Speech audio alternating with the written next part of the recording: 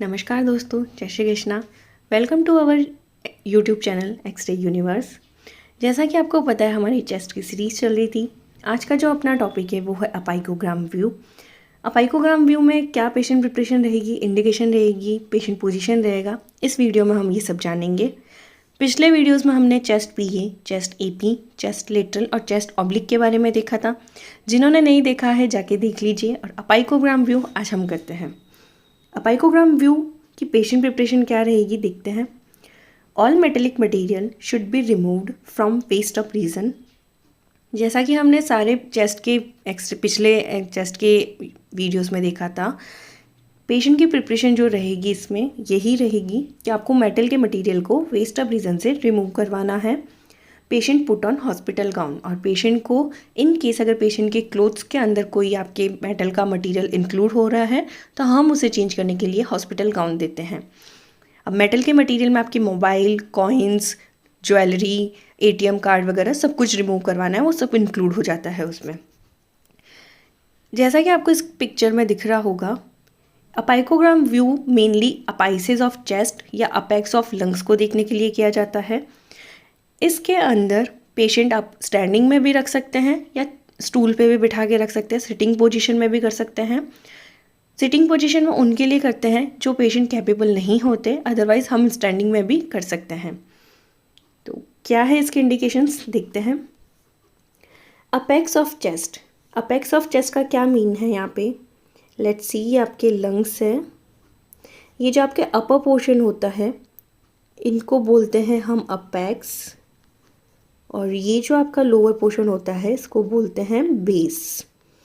तो ये अपेक्स हो गया और ये बेस हो गया।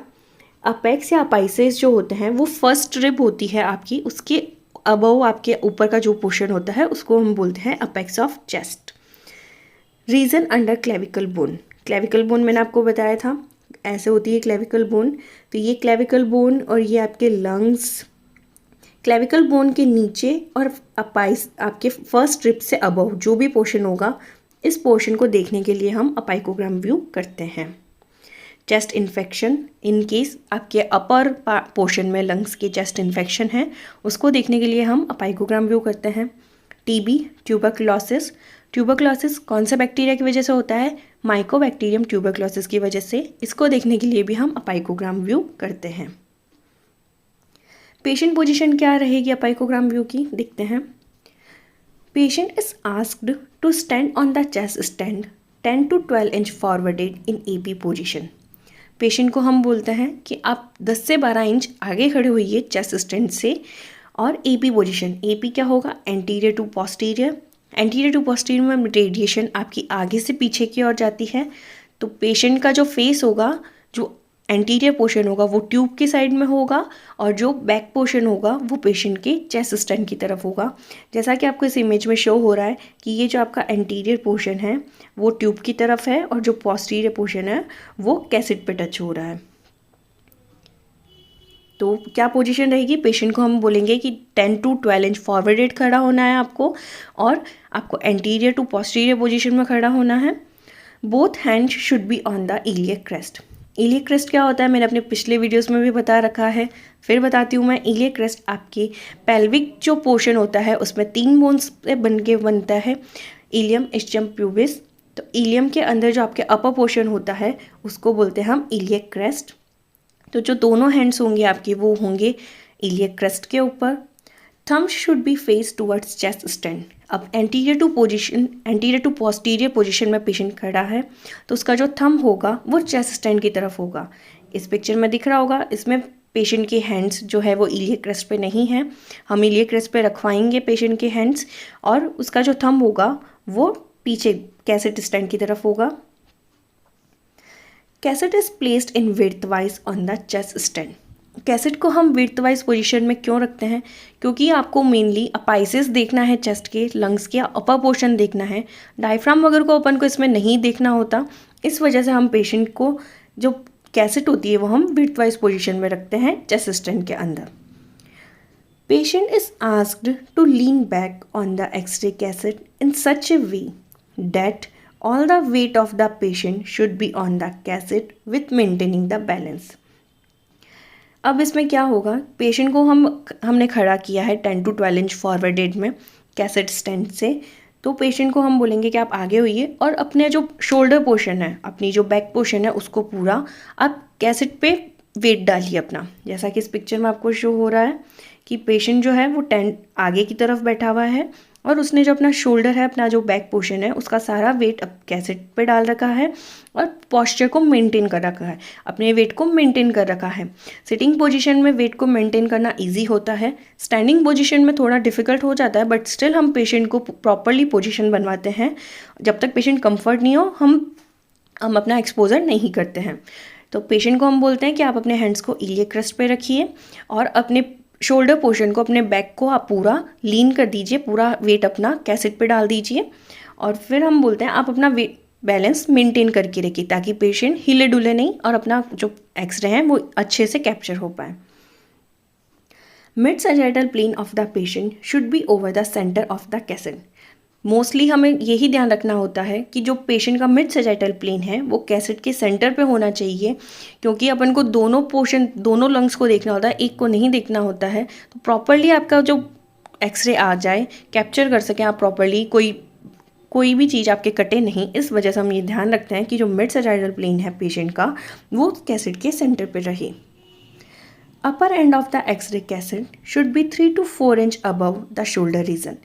तो जो अपनी जो कैसेट होगी उसका जो अपर पोर्शन होगा वो 3 to 4 इंच हम अबव रखेंगे शोल्डर रीजन से।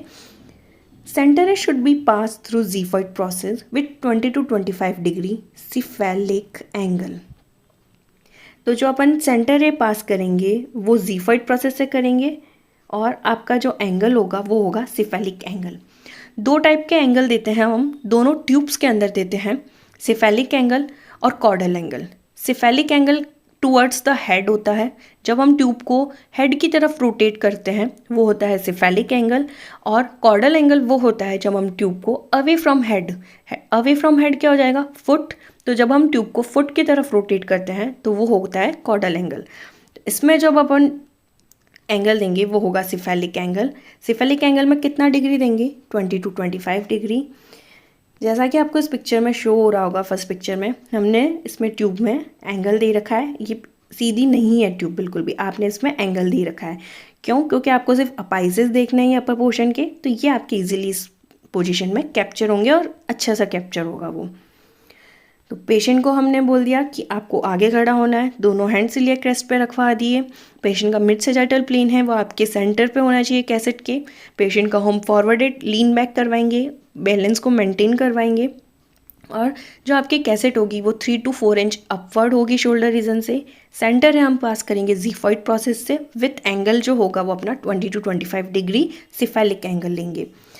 Patient should not show any movement during exposure time and the patient should hold his breath. जब भी हम एक्सरे करते हैं मेन बात ध्यान में रखते हैं कि पेशेंट मूवमेंट नहीं करे। मूवमेंट नहीं करने का रीज़न यही होता है कि अगर पेशेंट मूवमेंट कर देगा ब्लरनेस आ जाएगी और वो रिपीट एग्जामिनेशन में इंक्लूड होगा। तो रिपीट एग्जामिनेशन को अवॉइड करने के लिए हम पेशेंट को अवेयर कर देते हैं कि आपको मूवमेंट बिल्कुल भी शो नहीं करना है और ड्यूरिंग एक्सपोजर आपको अपनी ब्रेथ को, अपनी सांस को रोक के रखनी है। तो ये सारा रहेगा अपना पेशेंट पोजीशन अपाइकोग्राम व्यू का। एक्सपोजर चार्ट क्या रहेगा अपाइकोग्राम व्यू का, देखते हैं। एमए जो यूज़ करेंगे वो 200 करेंगे, एमएस होगा 16 to 20, केवीपी यहाँ पे लिया है 65 to 70। टाइम जो अपन लेंगे वो है 0.08 से 0.18 सेकेंड। टाइम कैसे निकालते हैं मैंने बता रखा है आपको, MES/MA। FFD होगी वो 180 सेंटीमीटर। ग्रिड यहाँ पे यूज़ नहीं किया है हमने। ट्यूब एंगल जो होगा ऑब्वियसली यूज़ कर रहे हैं हम, कितना लेंगे, 20 to 25 degree cephalic angle. Centre रे कहाँ पे ओपन करेंगे, ज़ीफर्ड प्रोसेस पे। और कैसेट साइज़ होगी वो होगी 14 into 14 इंच या फिर 14 into 17 इंच। तो ये रहेगा एक्सपोजर चार्ट। रेडियोग्राफी अपीयरेंस क्या रहेगी, आइए देखते हैं। बोथ अपेक्स ऑफ चेस्ट, तो ये जो आपका जो पोर्शन है वो अपेक्स ऑफ चेस्ट है, तो ये दिखेगा आपको। रिब्स आपको इसमें दिख रही है, ये रिब्स होगी। क्लेविकल अबव द अपेक्स, तो ये जो क्लेविकल है आपके अबव द अपेक्स वो शो होगा आपको। स्कैपुला शो होगी, पीछे से स्कैपुला दिखती है। कार्डिक शेडो, ये कार्डिक शेडो ट्रैकिया, यहाँ पे ट्रैकिया आएगी आपके, और लंग्स, ये जो पीछे से ब्लैक शेडो आ रही है वो लंग्स की आ रही है। आई होप आपको ये वीडियो समझ में आ गया होगा, रेडियोग्राफी अपीयरेंस समझ में आ गई होगी। Thank you so much. Like, share और सब्सक्राइब ज़रूर कीजिए हमारे चैनल को। इस वीडियो से रिलेटेड अगर कोई भी क्वेरी है तो कमेंट में ज़रूर बताइए। Thank you.